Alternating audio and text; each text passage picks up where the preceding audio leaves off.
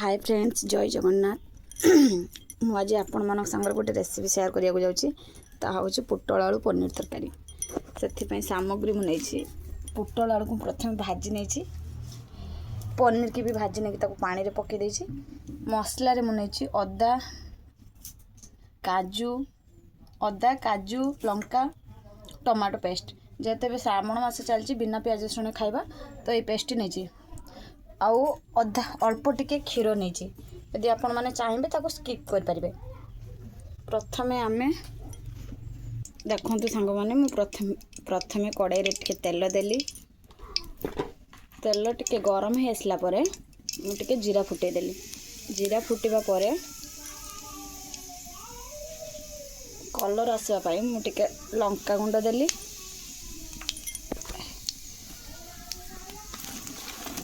जमीती process रे करूची आपण थरे बनै करिकि सेमिति खाइबे देखिबे तार टेस्ट बहुत सुंदर लागिवो।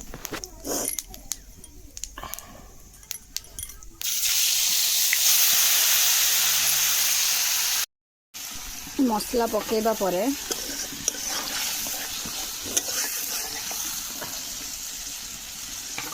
ता देहरे मु हळदी पकेबी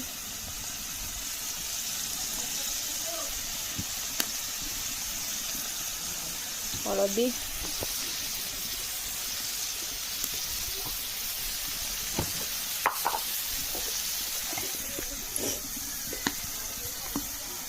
आवश्यक अनुसार लुण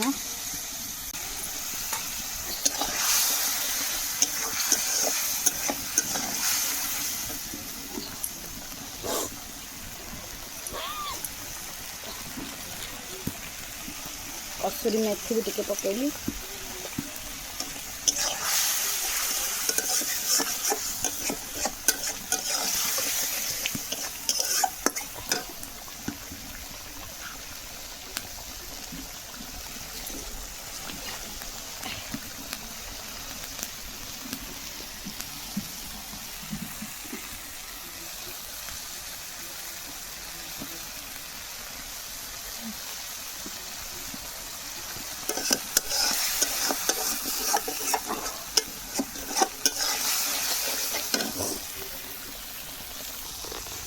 देखते सांग मैंने मसला भल भाव में कषि आसला देखो तेल केमी बाहर आम मसला टे पर्यंत कषा जिते पर्यंत तेल ऊपर को न बाहर देखो आमर भल भाव में तेल बाहर आसला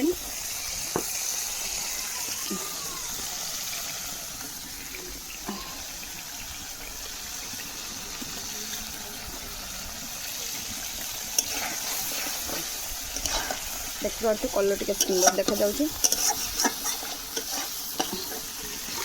तापर आम पोटल आलू से कषिबू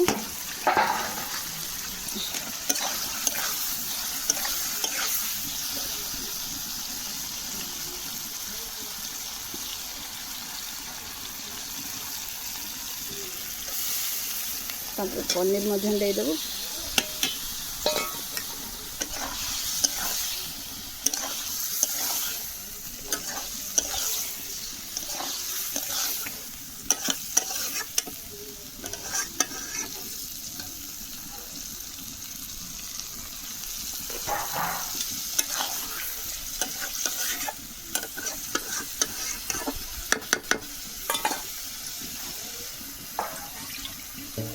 किसी समय में घोड़े देबू देख किसी समय गला पर आम ढांकुणी बाहर कर आउ टिके कषिबू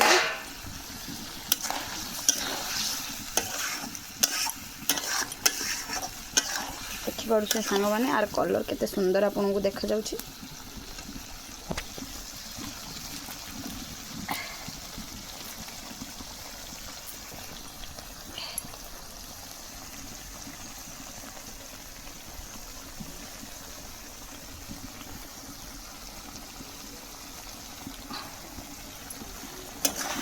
आउ 2 मिनिट कषिला आम रखी क्षीर को ऐड करवा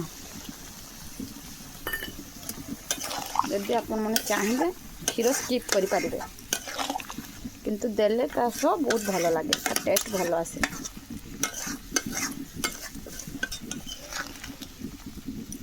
आप देखिपे तरकार कलर केमी अच्छी तार लुक बहुत भल देखा जाउछि भी।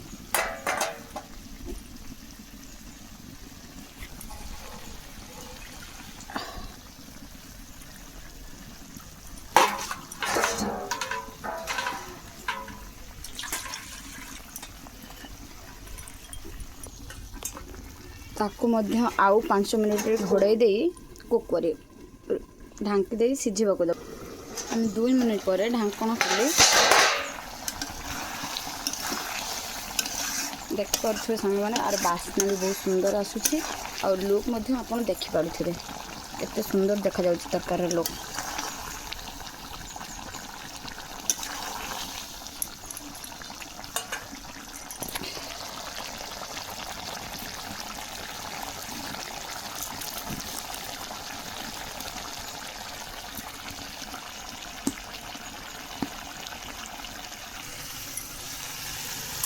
देखो आमर तरकारी कषा भल भाव रेडी हो जाए। कषा समय मुझे कहूँ भूली जाए आस टी हाल्का चीनी देवे जहाँफल कि यार टेस्ट बहुत भल आसो। कषा भल रंग रेडी हो जाए आधे पानी देव।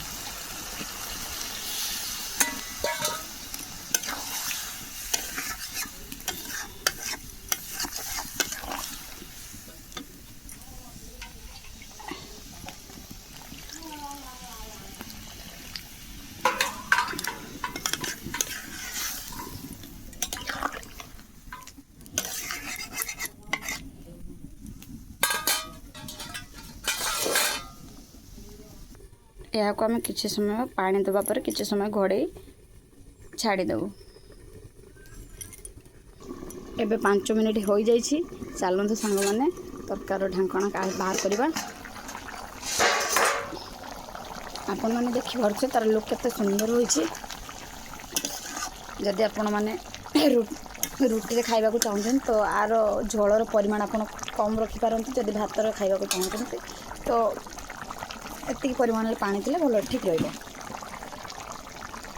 तरकारी हो सारी देखो तरकारी तेल भी बाहर सारा। एबे तरकारी आम गरम मसला पकाई